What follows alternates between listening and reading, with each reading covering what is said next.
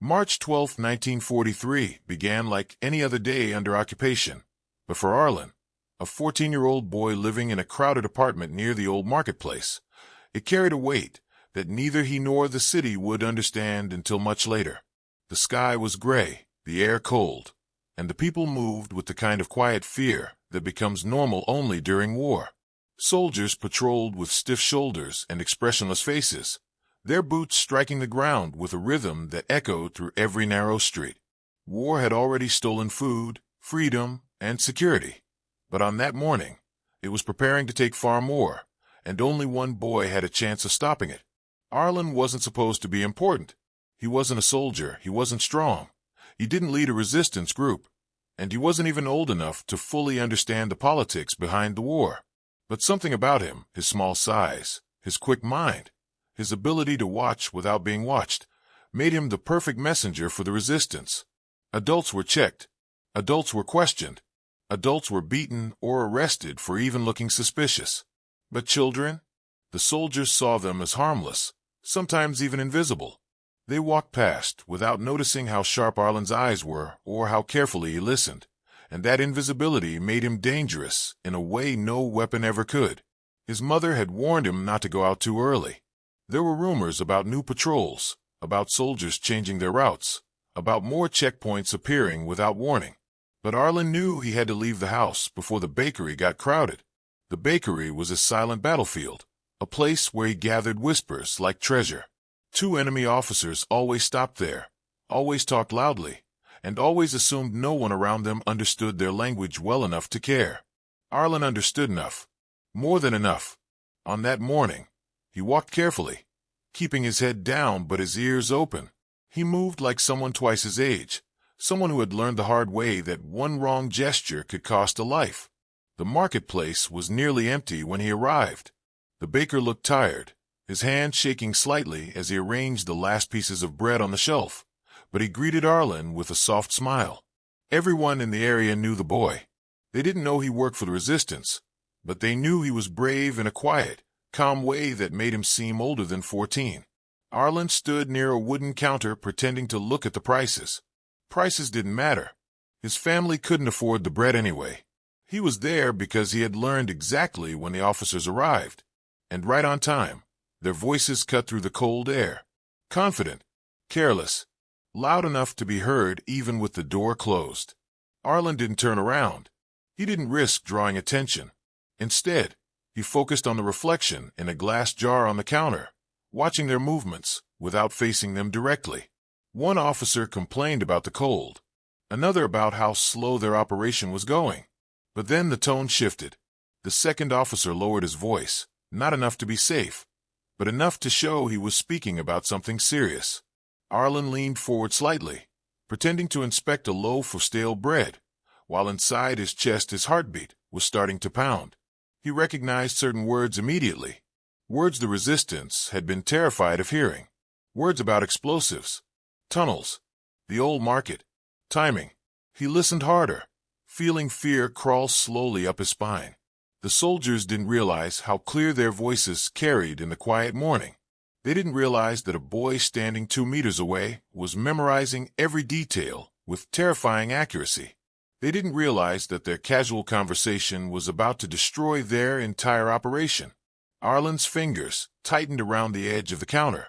His breath became shallow. They weren't just talking about an attack. They were planning to blow up the underground fuel depot hidden beneath the old market, a massive system of pipes and tanks built before the war. Most citizens didn't even know it existed, but Arlen had heard whispers before. He had thought it was a rumor, but hearing those officers confirm it made his stomach twist. He understood enough to realize the truth. If the fuel depot exploded, the entire center of the city would go up in flames. Houses, schools, shops, shelters, everything. The fire would spread like lightning through the tunnels and pipelines under the streets. Hundreds, maybe thousands, would die before they even understood what had happened. Arlen felt dizzy for a moment. The bakery suddenly felt too small, the air too thin. But he forced himself to stay calm. If he reacted, he was dead. If he panicked, he was dead. If he ran too quickly, someone would notice. So he did what he always did. He pretended to be hungry. He asked the baker about a loaf of bread in the softest voice he could manage. He paid with 2 small coins his mother had given him days ago. He walked out slowly, like a child thinking about breakfast instead of the largest planned attack in the city's history. But inside, he was burning with urgency. Once outside, he didn't immediately head toward the resistance hideout. He walked normally through the crowded streets, pretending he had nothing important on his mind. He joined a group of school children for a few minutes, blending in, lowering suspicion. Only when he reached a deserted alley did he break into a run, his feet pounding the ground so fast he felt pain shoot up his legs. But he didn't stop. He couldn't. The resistance headquarters was hidden in an abandoned basement behind an old tailor shop. When Arlen reached it, he pushed the door open without knocking. Darian, the resistance leader, turned sharply, ready to scold him for barging in, but the look on Arlen's face stopped him. Arlen wasn't trembling, but there was fear in his eyes, calculated, controlled fear. The kind of fear someone feels when they know something terrible, but don't know how much time they have left. He told Darian everything. Every word, every detail, every piece of information he had memorized from the officer's careless conversation. Darian's hands shook. He had known the enemy would eventually try to cripple the city in one devastating move, but he had never imagined they would target the fuel depot. It was the worst possible scenario. If Arlen hadn't been there at the bakery that morning, if he hadn't understood the language, if he hadn't been brave enough to listen carefully, the city would have been ashes by morning. But intelligence was only the first step.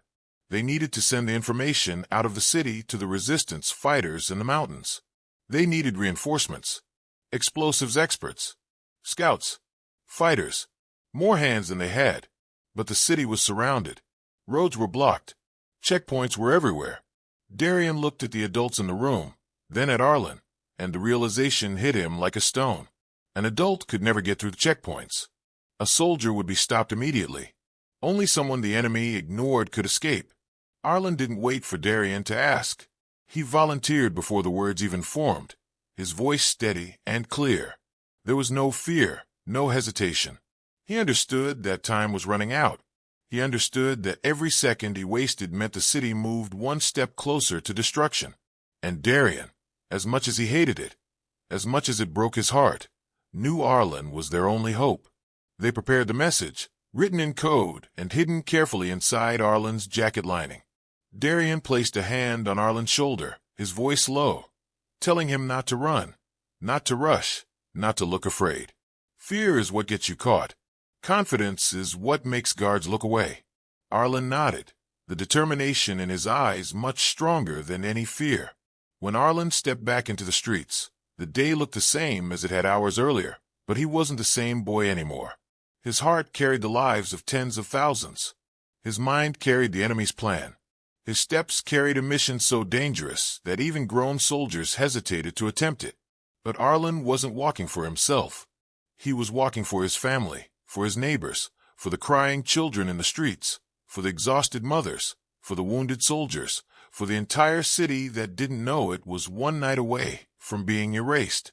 He walked past soldiers with rifles. He walked past tanks parked near intersections. He walked past frightened families huddled in doorways. And no one suspected that a quiet 14-year-old boy walking calmly through the city was carrying the single piece of information that could save them all. Even though he moved calmly, Arlen felt the weight of every pair of eyes on him. He felt the pressure of every moment. But he kept going, because in a war where adults hid in fear, a child had decided to stand up, listen, and act. Arlen knew that delivering the message was only the beginning of something far more dangerous than anything he had done before. The moment he stepped out of the resistance hideout, the city felt different, like the walls were closing in around him. Every street seemed narrower, every soldier more alert, every shadow deeper than it had been just hours earlier. Maybe the world hadn't changed, but Arlen had. He was no longer listening for information. He was carrying it. He wasn't just gathering secrets. He was the secret, the one person who knew what was coming. And that made the air around him feel heavier with each step he took. The coded message was stitched inside the lining of his jacket, so close to his skin that he could feel the paper whenever he moved. It scratched against him slightly, a constant reminder of the thousands of lives depending on him. The city walls were surrounded by enemy checkpoints. Soldiers checked everyone. They searched bags, carts, coats, pockets. Every hour, the checkpoints changed positions, making it impossible to predict where you could get through safely. That was why no adult could go. Anyone old enough to resist was automatically suspicious. But Arlen's face, still young and soft, made soldiers look past him. They saw a child, not a threat. But even that was no longer guaranteed. That morning, the enemy had increased patrols. Truckloads of soldiers had arrived, rifles strapped across their backs, helmets shining under the pale daylight. Something about their posture suggested they were preparing for something big. Arlen knew exactly what that something was, and it pushed him to walk faster, though not fast enough to draw attention. He moved with the careful balance of someone who knew one wrong step, one wrong expression, one wrong glance could end everything. As Arlen approached the first checkpoint, he slowed his breathing. His heart felt like it was beating too loudly, as if the soldiers would hear it and immediately know what he was hiding. There were 4 officers stationed at the gate, one checking identification papers, another scanning the road, and 2 standing with rifles ready. Arlen didn't have identification papers. Children didn't always carry them, so it wasn't strange, but if one officer decided to search him, it was over. He walked forward calmly, hands in his pockets, eyes lowered just enough to seem harmless, but not enough to seem suspicious. When he reached the officer, the man didn't even look up. He waved Arlen through the way someone waves away a fly, without thinking. Relief washed through Arlen so intensely that he felt dizzy, but he kept walking, knowing he was only at the beginning of his journey. Once he passed the checkpoint, he headed toward the narrow alleys behind the market district. These alleys were dangerous, full of broken glass, stray dogs, and desperate people, but they were safer than the main roads filled with soldiers. Arlen had played in these alleys when he was younger. Back then, they were full of life. Now they felt like abandoned corridors in a city that had forgotten how to breathe. He slipped behind old wooden crates and broken carts, staying close to walls so shadows could swallow him. But halfway through the alley, he heard footsteps echoing behind him. Heavy boots. Soldiers. Arlen kept walking, resisting the urge to turn around. If he ran, they would chase him. If he looked back, they would question him. So he pretended he didn't hear the footsteps. He bent down at a puddle and splashed a little water on his face the way a tired child might do. The soldiers passed him without a second glance. Only when their footsteps faded did Arlen allow himself to move again. His breathing was shaky, but he pushed forward, reminding himself that fear was natural but panic was deadly. The resistance had mapped out a route through the city that avoided the larger checkpoints, but it still required slipping through smaller gate areas that were unpredictable. Arlen's next challenge was the northern checkpoint, near the abandoned textile factory. This one was different. The enemy had begun searching even children there. They looked tired, angry, impatient, dangerous qualities in soldiers. Arlen watched from behind a crumbling wall as 4 families were checked. Bags opened, clothes examined, even pockets searched. A cold knot formed in Arlen's stomach. He couldn't go through that checkpoint, not with the message inside his jacket. He needed another way. Behind the textile factory was a narrow drainage, tunnel the resistance, sometimes used to move stolen supplies. It was cramped, foul-smelling, and half-filled with black water. Most adults were too large to fit comfortably, but Arlen was small enough to crawl through.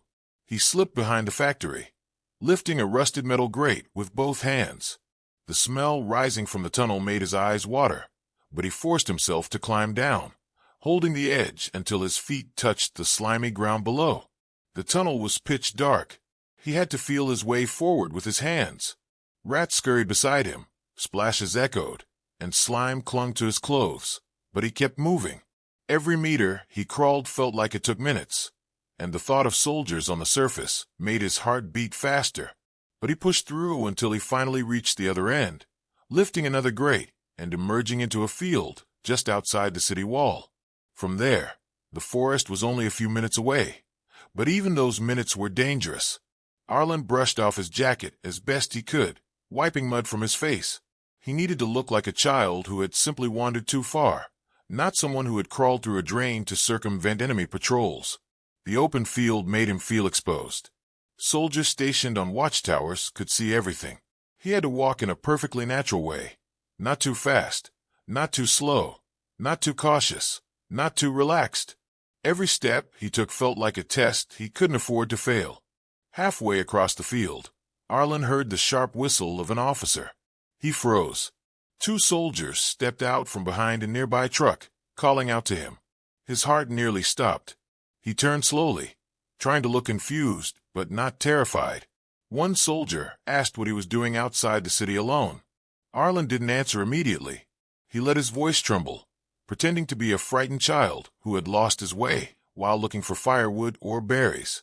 The soldiers exchanged a look, one rolling his eyes. To them, Arlen seemed harmless and annoying, not suspicious. They gestured for him to go back home and waved him away. Arlen thanked them softly and walked off, but as soon as they turned around, he veered toward the forest, sweat running down his neck despite the cold air. When he finally stepped into the forest, the shift was immediate. The sounds changed. The air felt different, thicker, calmer, but still uncertain. The resistance fighters were hidden somewhere deeper inside, waiting for messages from the city. Arlen moved carefully. The forest floor was covered in dry leaves that crunched under his feet, and every sound made him pause. Birds flew overhead. Branches swayed. He scanned the trees for signs. 3 stacked stones, a broken branch pointing east, a piece of red cloth tied to a twig. These were signals the resistance used to mark safe paths. He followed them one by one, moving deeper until he reached a small clearing where 2 guards stepped out from behind a tree, rifles raised. Arlen raised his hands quickly, calling out the code phrase. The guards lowered their weapons and signaled him to follow them. They led him into a hidden bunker built beneath the roots of old trees. Inside, resistance fighters sat around a map spread across a wooden crate. Their faces were tired. Some were injured, but every one of them froze when Arlen entered. They recognized him. They knew he was Darian's messenger, but they had never seen him come alone before. Arlen didn't waste time. He went straight to the commander, reached inside his jacket lining, and pulled out the coded note stitched into the fabric. The commander unfolded it slowly, his expression darkening with every passing second. He looked at Arlen, disbelief mixed with urgency. The enemy attack was real. The fuel depot was the target. The city had less than a day. Arlen's chest hurt from the hours of fear and running, but he stood tall. He had completed the delivery, but he wasn't ready to rest. He told the commander how he had overheard the officers, how the soldiers were preparing something huge, how the entire city could burn if nothing was done. His voice trembled only once, when he spoke about his mother and sister. The commander placed a hand on Arlen's shoulder, grateful yet shaken by the weight that had been placed on the boy. Within minutes, the fighters began to mobilize. Messengers were sent in all directions. Supplies were gathered. Plans were rewritten. The resistance would act fast, with Arlen's information at the center of everything. Arlen had done what no adult could. He had carried the truth through a city filled with danger. He had outsmarted patrols, dodged checkpoints, crossed through a filthy drainage tunnel, and walked across an open field under watchtower guns. The city had no idea how close it had come to disaster, and it had no idea that a boy barely 14 years old had just bought it a chance to fight back. Arlen didn't want to rest even after delivering the message to the fighters in the forest. His legs were shaking from exhaustion. The cold had soaked through his clothes, and scratches from crawling through the drainage tunnel stung across his arms and knees. But he couldn't stop his mind from thinking about the city he had just left. His mother and sister were still there. His neighbors, the shopkeepers, the children who played with him in the alley, the old man who always sat outside the tailor shop. All of them were still in the path of destruction. And even though he had completed his mission, he felt an ache inside him telling him that his job wasn't over. The resistance commander looked at him, expecting him to take a seat, drink something warm, and catch his breath. But Arlen shook his head slowly. He told the commander he needed to go back. It took a few moments for the commander to realize how serious Arlen was. The boy wanted to return to the city with the resistance fighters, who would be entering through hidden paths. It wasn't just bravery. It was instinct. Arlen knew the city better than any adult in that bunker. He knew which alleys were safe, which rooftops connected, which tunnels were unused, which soldiers patrolled where, and which shortcuts would allow them to move without being detected. He had grown up in those streets, and while the war had changed him, his memory of their twists and turns was something no map or spy could match. The fighters exchanged uneasy glances. Taking a child into a city about to erupt in conflict felt wrong. But Arlen wasn't an ordinary child anymore. He was the reason they were mobilizing at all. Without him, they would still be unaware of the enemy's plan. Without him, they would be too late. After a long silence, the commander finally nodded. The sky had begun to darken as the fighters prepared to move. Arlen stood beside them, adjusting his jacket, tightening his shoelaces, feeling the weight of the forest around him. The journey back into the city would be far more dangerous than the one he took to escape. The enemy would not expect a child to leave, but they would certainly notice fighters returning. Arlen felt fear in his stomach, twisting and cold, but he didn't let it reach his face. He focused on one thought: the market, the tunnels, the fuel depot, and the officers' careless laughter at the bakery. He replayed their words in his mind, cementing the details, so he could lead the fighters without hesitation. As they moved through the trees, Arlen walked in front, guiding them toward the narrow path that curved behind the old farmlands. The forest floor was uneven, covered in roots and fallen leaves, and several fighters stumbled in the dim light. But Arlen stepped lightly, knowing exactly where to place his feet. He felt the forest thinning and saw the faint glow of the city lanterns in the distance. The closer they got, the louder his heart pounded. The resistance fighters spread out behind him, moving quietly, their silhouettes blending with the shadows. Arlen led them to a low stone wall hidden beneath vines. Behind it was a narrow opening leading into an old irrigation tunnel that ran under part of the city. Most adults avoided it because it was cramped, damp, and unstable, but Arlen used to play there before the war and knew that parts of it still held firm. One fighter hesitated, whispering that the tunnel looked unsafe. Arlen didn't argue. He simply took a step inside, disappearing into the darkness, forcing the adults to follow. The tunnel was cold and smelled of earth. Water dripped in slow, echoing beats. Arlen moved on his hands and knees, guiding them with whispered instructions. Left turn. Low beam. Watch your head. Slow down here. Faster now. Turn again. When they emerged on the other side, they were beneath the broken floorboards of an abandoned warehouse. Arlen lifted the boards and signaled them to climb up. Through the dusty windows, he could already see increased patrols on the streets outside. Soldiers moved in pairs, their boots striking the ground sharply. Arlen could hear distant conversations, the sound of radios crackling, and the hum of engines. The enemy was preparing for the night. They thought their plan was still a secret. They thought no one could stop them. Arlen felt a spark inside him at the thought. They had no idea everything was about to change. He motioned for the fighters to wait while he crawled toward a small opening near the wall. It led into a dark alley behind the warehouse. He peered outside, studying the layout. There were two soldiers standing near a street lamp, their rifles slung across their shoulders. They were talking casually, unaware of the danger approaching. Arlen observed their posture, the way they moved, their line of sight. He whispered to the fighters that they had to wait for the moment when one soldier turned his back.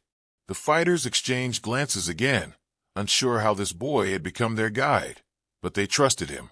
Minutes passed. The soldiers talked. One eventually stepped away, pacing slowly to the other side of the street. Arlen signaled quickly. The fighters slipped out one by one, staying in the shadows until they reached the alley across the street. Arlen followed, moving low and fast, his small frame making it easier for him to blend with the darkness. The fighters were amazed at how easily he moved through the city, almost as if he belonged to the shadows themselves. He knew which street corners had loose tiles that made loud noises. He knew where the ground sloped slightly, causing people to slip. He knew which doorways could hide a grown man and which windows could be used as lookouts. He wasn't just guiding them. He was navigating the heartbeat of the city. As they approached the marketplace district, Arlen raised his hand to stop them. He heard something. Voices. Boots. A truck engine. He tilted his head, listening with an intensity the fighters didn't expect from someone so young. He pressed his ear against a wall and whispered that an enemy patrol was about to pass. Moments later, a group of soldiers marched by, rifles held upright, faces stern. If Arlen hadn't stopped the group, they would have been discovered instantly. The fighters exchanged looks filled with respect. This child's instincts were sharper than most trained scouts. When the patrol finally passed, Arlen led them toward the old bakery, the same bakery where he had overheard the officers. It felt surreal coming back. The smell of bread was gone, replaced by the heavy scent of fuel and smoke. Arlen's eyes scanned the area, noting empty carts, scattered crates, and the faint glow of lanterns inside nearby houses. Everything seemed normal to civilians, but Arlen saw the subtle signs of preparation.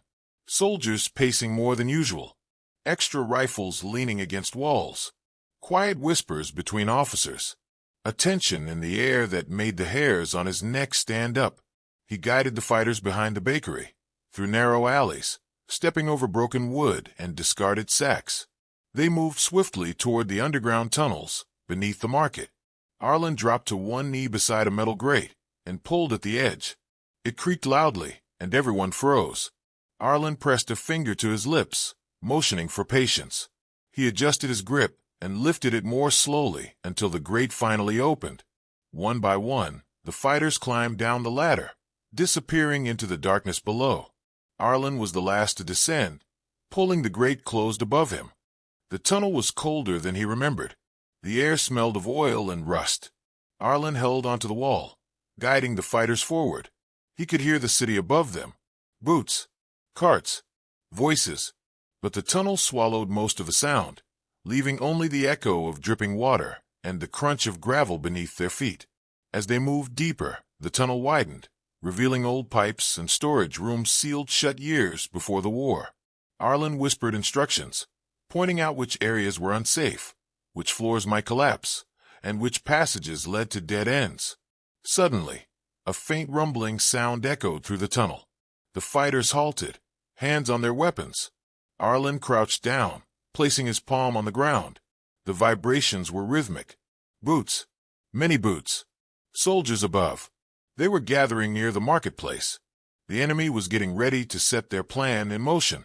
Arlen's heart thudded faster. They needed to move before the soldiers completed their preparations. He stood, urging the fighters deeper into the tunnel. When they reached the staircase leading up to the fuel depot's main chamber, Arlen signaled them to stop. He crawled up first, peeking through the cracks of the wooden trapdoor. Above him, two soldiers were standing guard, rifles resting against their shoulders. They were positioned on opposite sides of the chamber, facing away from each other. Arlen memorized their timing, their movements, the pauses between their steps. Then he whispered the pattern to the fighters below. They were stunned by how precise he was. When both guards turned away, Arlen tapped twice on the trapdoor. The fighters pushed it open, moved silently, quickly, and neutralized the guards before either could react. Arlen watched with a mixture of relief and dread. This was only the beginning. The real threat, the explosive squad, would arrive soon. The fighters spread out across the chamber, securing exits and preparing for the confrontation. Arlen stayed close to the center, examining the pipelines and the layout of the depot. He remembered the officer's words, the timing, the location where they planned to place the charges. He pointed toward a cluster of pipes near the far wall, whispering that this was the spot. The fighters moved there, finding traces of recent movement, footprints, dirt, loose bolts. The enemy really was planning to ignite the entire depot. And now the resistance was here first. But quietly entering the depot was only part of the mission. They needed to set an ambush for the enemy squad and prevent them from planting or detonating the explosives. Arlen volunteered to stay near the staircase, to listen for footsteps, to warn the fighters when the squad arrived. The commander hesitated.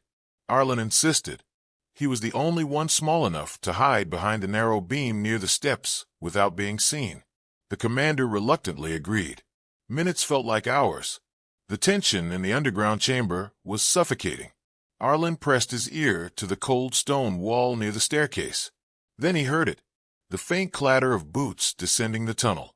At least 6 men. heavy equipment, metal cases. Arlen whispered urgently to the fighters. They took their positions instantly, hiding behind pipelines, crates, and pillars. The chamber went silent. The trapdoor creaked open. The first enemy soldier emerged, followed by another, then another, carrying black boxes filled with explosives. They spread out, unaware they were walking straight into a trap. Arlen remained still, barely breathing, watching everything. The fighters held their positions until the last soldier stepped inside. Then the commander gave the signal. What happened next was chaos. Explosions of sound, yells, struggles, gunfire echoing through the chamber. Arlen clung to the wall, heart racing, trying to stay low as the fighters engaged the enemy. He saw one soldier attempt to reach the detonator case. Arlen reacted without thinking. He grabbed a piece of broken pipe lying near him and hurled it across the chamber. It struck the soldier's hand, knocking the detonator away. A fighter seized the moment, tackling the soldier to the ground. Had Arlen hesitated even a second, the entire city would have been gone. The fight lasted minutes, but felt endless. When it was over, the enemy squad lay subdued. The detonators were smashed, the explosives secured, and the fighters stood panting in the chamber, alive but shaken. Arlen stepped forward, his breathing shaky, realizing what they had just prevented.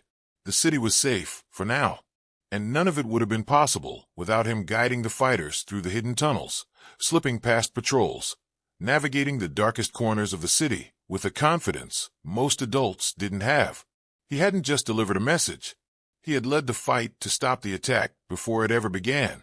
Arlen had barely caught his breath after the underground battle when the resistance scouts burst into the chamber with urgent news. The enemy, furious that their explosive squad had been stopped, had launched a massive assault on the eastern district of the city. Houses were burning. Families were trapped. Streets were collapsing under the thunder of artillery. The fighters looked at one another with grim expressions. They couldn't be everywhere at once. They had saved the fuel depot, but the enemy was now striking back with everything they had, determined to crush the people before sunrise. Arlen felt a sudden coldness in his chest. The Eastern District meant home. Everything he knew was there. His mother, his little sister, the neighbors who treated him like family, the small courtyard where he used to play. Without thinking, he ran toward the exit. The commander caught up to him quickly, grabbing his arm. Arlen tried to pull free, but the man held him firmly. The commander told him the district was too dangerous, that artillery shells were hitting every minute, that even trained fighters couldn't get through. Arlen didn't care. He struggled harder, insisting that his family was there. The fighters exchanged uncertain looks. They had all seen what Arlen had already done that night, how he had guided them, warned them, even saved them. They knew he wasn't reckless. If he wanted to go back, it wasn't out of stubbornness. It was out of instinct. The commander hesitated, then finally released his arm. He told Arlen he wouldn't stop him, but he also wouldn't let him go alone. 2 fighters stepped forward immediately, volunteering to accompany him. Arlen gave a quick nod and sprinted toward the nearest tunnel exit. As they emerged into the open street, the sound of war hit them instantly. Explosions thundered across the city. Smoke rose in thick black columns. Flames lit up the night sky with an orange glow. Alarms rang. People screamed. The air was filled with dust and heat. Arlen's heart raced as he ran past shattered carts and broken furniture, dodging falling debris. Every boom made him flinch, but he kept moving. He knew the fastest path to the Eastern District wasn't the main street. It was the series of narrow alleys behind the abandoned textile market. Alleys so cramped that even soldiers avoided them. Arlen slipped into one, urging the fighters to follow. They were bigger, slower, their gear clattering with each step, but they trusted him. The alleys twisted like a maze. Smoke drifted through the gaps between buildings, carrying the bitter smell of burning wood. Arlen covered his nose with his sleeve. He could hear the distant roar of artillery and the crack of gunfire echoing off the stone walls. A shell landed somewhere ahead, sending a cloud of dust into the air. The shock wave knocked Arlen off balance, making him stumble, but he pushed himself back up quickly. The fighters checked if he was hurt. He shook his head and kept running. When they reached the edge of the textile market, the destruction became far worse. Several buildings had collapsed entirely. Fires burned through rooftops. The ground was covered in shattered glass and fallen bricks. Arlen slowed, scanning the area. He pointed to a narrow gap between two destroyed shops. They followed him through it, squeezing past bent metal sheets and fallen beams. The heat from the fires was almost unbearable, but Arlen's determination burned hotter. Every step brought him closer to his family. As they exited the gap, the Eastern District finally came into view, and the sight struck Arlen like a punch to the chest. Houses were partially collapsed. The streets were torn apart. Smoke billowed from every direction. Soldiers were firing from behind debris. Civilians ran for shelter.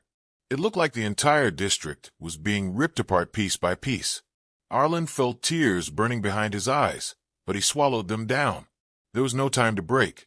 He scanned the area quickly, trying to remember where the nearest trench was, the one his neighbors had dug weeks earlier for emergencies. If his mother and sister were hiding anywhere, it would be there. He ran toward the street, where the trench entrance was located. The fighters followed, covering him from behind as bullets whizzed through the air. They ducked behind a fallen wall as another shell exploded nearby, showering them with dirt and debris. Arlen coughed violently, wiping dust from his eyes. When the smoke cleared slightly, he crawled forward on his hands and knees, moving through rubble. He knew the trench entrance was close. His fingers brushed against the metal handle buried under debris. His heart leaped. He called out to the fighters to help him clear the rubble. Together they lifted broken planks and stones until the entrance was visible. Arlen grabbed the handle and pulled with all his strength. The metal hatch creaked open. Thick smoke poured out. Arlen coughed, waving the air away. Then he heard it. Faint voices. Crying. His chest tightened. He lowered himself into the trench and slid down into the darkness. The fighters followed. The trench was narrow and filled with dust. It smelled of smoke and earth. Arlen could barely see, but he crawled forward on his elbows, calling out softly. A voice answered. His mother's. He froze for a moment, relief washing over him, so powerfully it made his hands shake. He crawled faster until he reached a cluster of people huddled together in the dim light of a small lantern. His mother's face appeared out of the shadows, eyes wide with shock. She pulled him into her arms instantly, holding him so tightly he could feel her heartbeat pounding against his chest. His little sister crawled toward him, wrapping her small arms around his waist. Arlen closed his eyes for a moment, letting himself breathe. They were alive, but the relief didn't last long. The trench groaned above them, the ceiling trembling from the artillery outside. Dust rained down. The walls shook. People screamed. One fighter shouted that the trench wouldn't hold much longer. Arlen felt a wave of dread. They needed to get everyone out before the ceiling collapsed. He looked around. There were more families inside than he expected. Old people, children, injured neighbors. They all stared at him with fear-filled eyes, desperate for guidance. Arlen took a deep breath and crawled forward toward the entrance. He peeked out just enough to assess the street above. It was chaos, but there was a narrow route along the left side where the collapsed wall provided partial cover. It wasn't safe, not even close, but it was the only path where they wouldn't be completely exposed. He told the fighters his plan. They hesitated. One asked if he was sure. Arlen nodded firmly. He helped his mother climb out first, then his sister, then the others. Dust and smoke stung their eyes. The air was filled with whistling shells and distant explosions. Arlen stayed low, whispering instructions. Move only when the gunfire pauses. Stay behind the wall. Don't run. Don't shout. Just follow him. The fighters moved alongside the civilians, protecting them while Arlen led the way through the debris-filled street. Every noise made him flinch. Every explosion made him pause. His heart pounded so hard it felt like it might burst, but he kept going. At one point, they had to cross an open stretch of road where the wall was too damaged to provide cover. Arlen crouched and studied the pattern of artillery. Every few seconds, there was a brief silence before the next barrage. He waited, counted, listened. Then he whispered sharply for everyone to move. They rushed across the open space, bodies low, feet pounding against the dirt. A shell hit the street behind them, sending a shower of stones and dust into the air. Arlen shielded his sister with his body as debris rained down. The fighters pulled an injured man to safety. No one was left behind. They continued through the smoke-filled district until they reached another cluster of destroyed buildings. Arlen guided them into a half-collapsed storage hut. It provided enough cover to hide temporarily. Everyone breathed heavily, coughing, crying, trembling. Arlen didn't rest. He climbed the rubble pile near the hut to peek over the top. In the distance, he could see more enemy soldiers advancing. If they didn't move soon, they would be discovered. He slid back down and urged everyone to prepare to move again.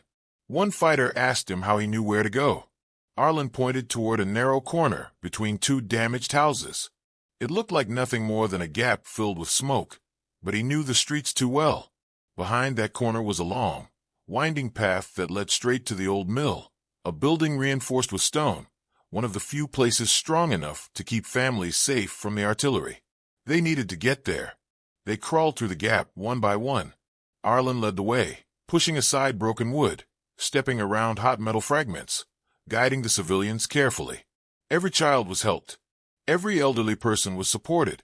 Even when bullets cracked overhead, Arlen didn't panic. He simply moved faster, lowering his body and urging everyone to copy him. His mother watched him in disbelief. Her quiet, gentle son was moving like someone twice his age, someone trained for war. But Arlen wasn't doing it for glory. He was doing it because he had no choice. Because if he didn't, these people would die. When they finally reached the old mill, the heavy stone walls stood strong despite the bombardment. A resistance medic was stationed there, shocked to see so many civilians arriving. Arlen helped his mother inside, then carried a small boy whose leg was injured. He made sure his sister was safe before checking on the fighters, who had protected them. Only once everyone was inside the mill did Arlen allow himself to collapse against the wall in exhaustion. His clothes were torn, his hands scraped, his throat burning from smoke, but his mind was relieved. The families were safe. The trench had held long enough. The mill provided shelter. He had done what no one expected a 14-year-old boy to do. He had crawled through a collapsing trench under gunfire, found people trapped in darkness, and led them through a battlefield to safety. Even the fighters looked at him differently now, not as a child, but as someone who had the instincts and courage of a true protector. When the sun finally rose after the longest night the city had ever lived through, the smoke began to fade, and the gunfire slowly died out. The sky was still stained gray, and the air smelled of ash and burned wood. But there was something different now, something almost unbelievable. The city was still standing. The fuel depot was untouched. The Eastern District, battered and broken, had survived. Families who had been sure they would never see another sunrise were now stepping out of hiding places, trembling but alive. Soldiers who had fought all night were sitting in the rubble with exhausted smiles, barely able to believe what had happened. And in the middle of all this shocked relief, every conversation seemed to lead back to one name: Arlen. The fighters who had accompanied him during the rescue were the first to speak. They told the others about how the boy had guided them through collapsing streets, how he had found the trench where dozens of civilians were trapped, how he had brought them out under gunfire without hesitation. Some of the resistance members shook their heads at first, thinking it must be exaggerated. A boy of 14 doing all of that? It sounded impossible. But then more witnesses came forward. A grandmother who had been trapped in the trench said she watched Arlen move through the darkness like he had done it 100 times before. A father said Arlen had carried his injured son when he no longer had the strength to lift him. A young mother said she saw Arlen shield his little sister from falling debris with his own body. The story spread because they were true, and because every person who repeated them spoke with the kind of emotion that couldn't be faked. When Arlen finally stepped out of the mill where the families had taken shelter, people turned toward him almost in disbelief.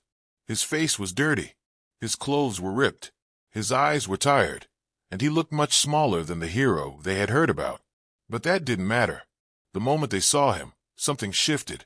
A group of soldiers who had fought at the edge of the district walked toward him, their boots crunching in the rubble. One of them knelt down, looked Arlen in the eyes, and told him that the city owed him more than words could express. Arlen didn't know what to say. He just shook his head, insisting that he only did what anyone would have done. But everyone around him knew better. Not everyone would have crawled through a collapsing trench. Not everyone would have run through burning streets.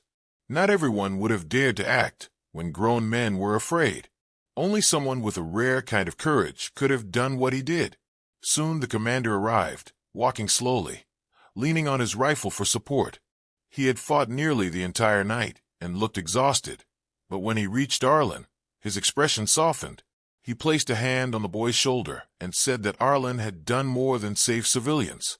He had protected the resistance itself. If the families had died, morale would have shattered. If the fuel depot had exploded, the entire city would have fallen. But because of Arlen, none of that had happened. The commander's voice cracked slightly as he spoke, something no one had ever seen before.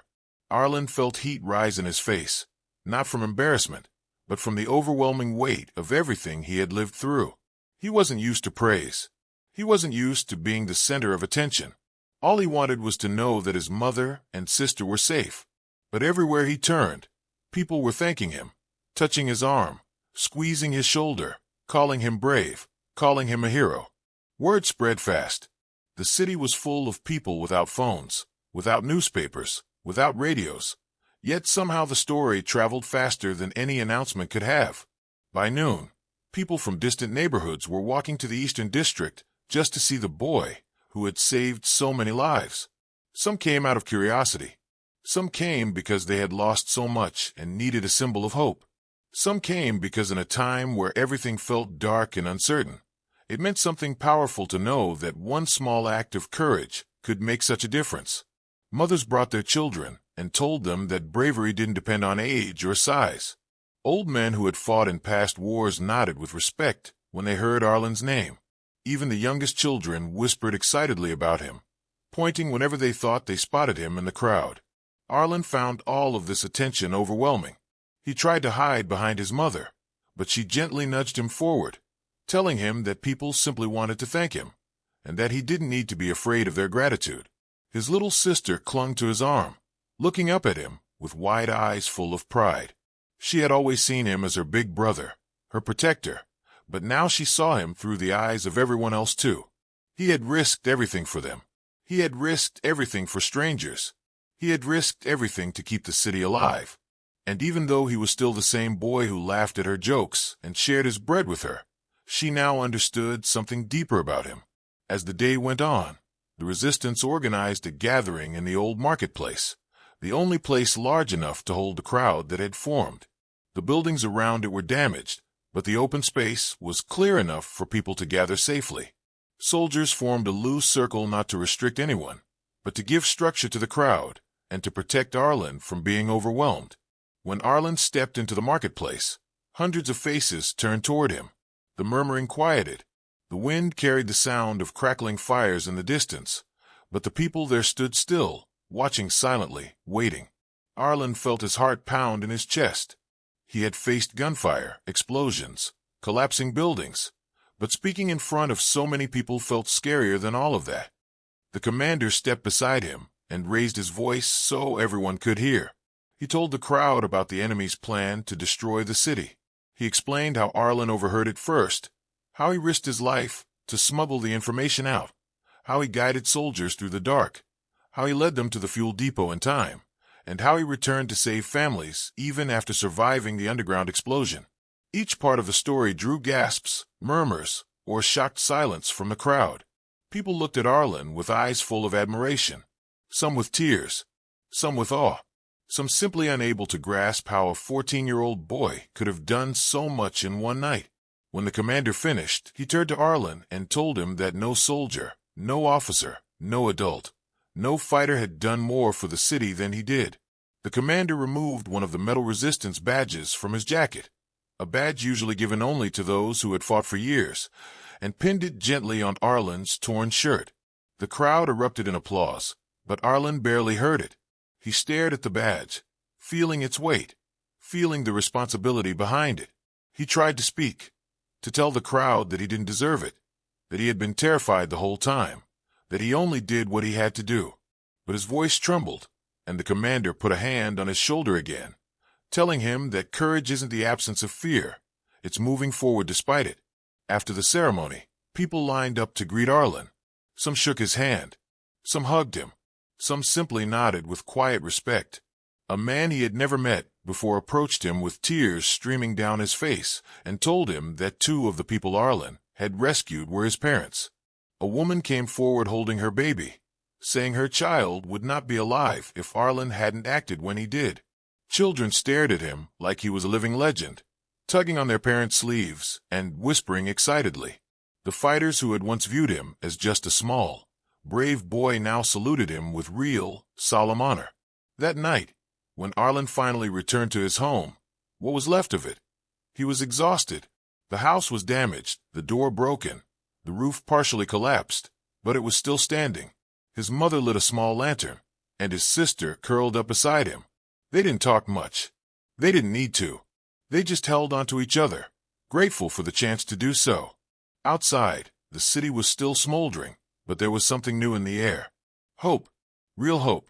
The kind that gave people strength. The kind that told them they could rebuild, survive, and protect one another. And everyone knew that this hope had a name. By the next morning, Arlen's story had reached resistance camps outside the city. Within days, neighboring towns heard it.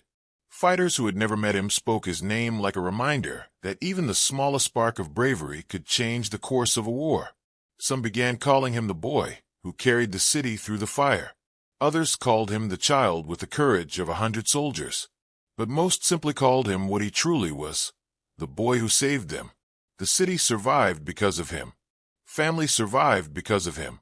And even though he never sought recognition, even though he never tried to be a hero, the world around him decided that he already was one.